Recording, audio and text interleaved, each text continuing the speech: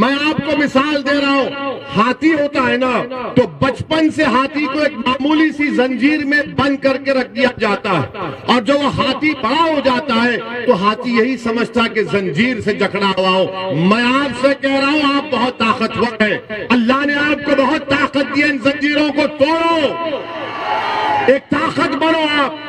آپ کے مقدر کے فیصلے آپ خود کر سکتے ہیں، بشرطے کہ آپ اپنے فیصلوں پر اعتماد کریں، بشرطے کہ آپ پورے اللہ کی ذات پر بھروسہ کر کے انیس کے حق میں اپنے ووٹ کا استعمال کریے۔ میں آپ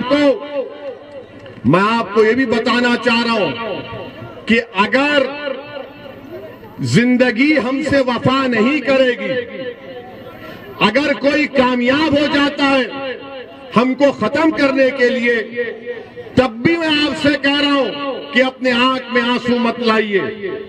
ہاں ہماری گاڑی پر حملہ ہوا، چار گولیاں ان دو لوگوں نے چلائی، مگر اللہ جس کو بچانا چاہتا اس کی کوئی جان نہیں لے سکتا۔ اور ہمارا تو اٹوٹ اس بات پر ایمان ہے کہ جب تک قدرت فیصلہ نہیں کرے گی کسی کی انسان کی نہ موت آئے گی، جب تک اللہ نہیں چاہے گا نہ آپ کی موت آئے گی، نہ کوئی آپ کا رزق چھین سکتا ہے، نہ کوئی آپ کو بے عزت کر سکتا ہے۔ تو یہ تینوں چیزیں ہم لکھا کر لاتے، ہم کو یہ سپا RLD موڈی نہیں دیتے۔ ہم دنیا میں زندہ ہیں تو اللہ کے رحم و کرم پر زندہ تھے، ہیں اور رہیں گے۔ گولیاں چلانے والے وہی لوگ ہیں جنہوں نے مہاتما گاندھی کو قتل کیا تھا۔ یہ 4 گولیاں چلائے ہم پر، اللہ نے ہم کو بچانا تھا، مگر میں ان لوگوں کو پھر سے کہہ رہا ہوں میں موت سے نہیں ڈرتا ہوں، انشاءاللہ تعالی میں نہیں ڈرتا ہوں۔ مجھے معلوم ہے کہ ان تمام جتنے دنیا میں لوگ آتے ہیں اپنی ماں کے پیٹ میں پل کر جب دنیا میں آتے ہیں تو اللہ ایک وقت مقرر کر دیا ہر ایک کا، اور ہم اور آپ جائیں گے اس دنیا سے، مگر یاد رکھو میں موت سے نہیں ڈرتا، نہ میں قتل کرنے والوں سے ڈرتا ہوں، نہ تمہاری گولیاں میری آواز کو دبا سکیں گی، نہ تمہاری طاقت مجھے تمہارے تعلق سے ڈر میں خوف پیدا کر سکے گی۔ مجھ پر گولیاں کیوں چلائی گئی؟ کیونکہ میں BJP کی آنکھ میں آنکھ ڈال کر آپ غریب مظلوم عوام کے حق کی بات کرتا ہوں۔ مجھ پر گولیاں اس لیے چلائی گئی، مجھ پر گولیاں اس لیے چلائی گئی کیونکہ میں غریب عوام کے انصاف کا مطالبہ کرتا ہوں۔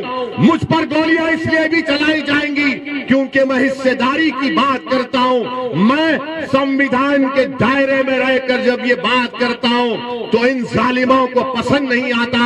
یہ نادان، یہ بزدل یہ سمجھتے کہ اویسی کی زبان کو ختم کر دیا جائے گا گولیوں سے۔ ارے تمہارے میں دم ہے تو مارو گولی۔ میں مگر اللہ نے فیصلہ کیا کہ تمہاری گولی سے میری موت ہوگی تو میں آپ سے کہہ رہا ہوں آپ اپنے ہر بیٹے کو، اپنی بیٹی کو مجھ سے زیادہ قابل بنانا۔ اگر ایک اویسی مرے گا تو تم کو میں وصیت کرتا ہوں کہ لاکھوں میں تم کو مجھ سے زیادہ اویسیوں کو پیدا کرنا پڑے گا۔ اور یاد رکھو ہم دنیا میں آئے تو جائیں گے، مگر اپنے بیٹوں کو، اپنی بیٹیوں کو ڈاکٹر بنائیے تاکہ وہ بیماروں کا علاج کر سکیں۔ اپنے اولاد کو جرنلسٹ بنائیے تاکہ وہ ظالم حکمرانوں سے بے باکی سے سوال کر سکیں۔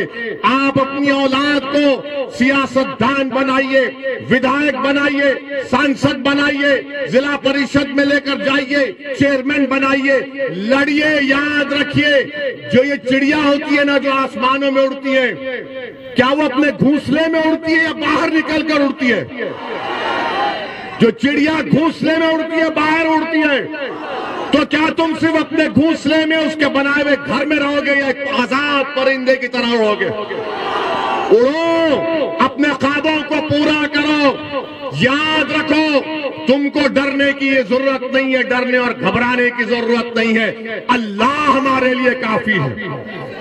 اللہ ہمارے لیے کافی ہے۔ میرے عزیز دوستوں اور بزرگوں، میں آپ کو جذبات میں لانے کے لیے نہیں کہہ رہا ہوں، میں آپ سے یہ بھی نہیں کہہ رہا ہوں کہ میرے حال پر ترس کھا کر تم مجلس کے حق میں ووٹ کا استعمال کرو۔ میں اللہ جانتا ہے، میں دل کی بات، میری سوچ اور فکر آپ کے سامنے رکھ رہا ہوں۔ کل مودی سرکار نے کہا کہ اویسی تم کو زیڈ کیٹیگری کی سیکیورٹی دیتے، ہمارے اطراف میں کہا گیا 10 بندوق لے کر لوگ کھڑے رہ جائیں گے۔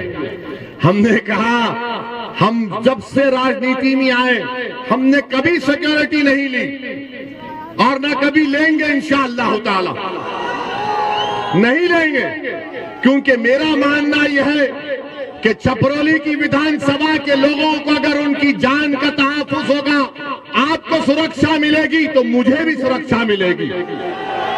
اگر اتر پردیش کے غریب کو، دلت کو، اتی پچھڑا سماج کو، اس کی زندگی کو حفاظت ملے گی تو ہم کو ملے گی۔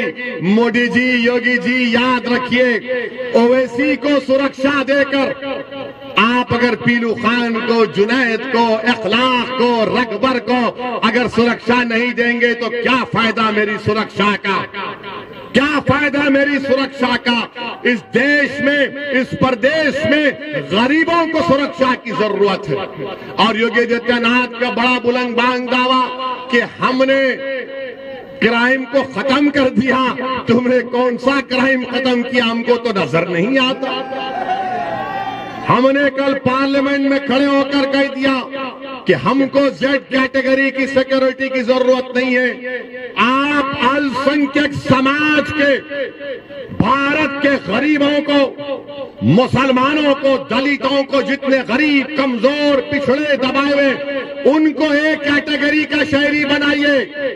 آج یہ تمام سماج نیچے تک آ چکا ہے، زیڈ کیٹیگری میں آ گیا ہے۔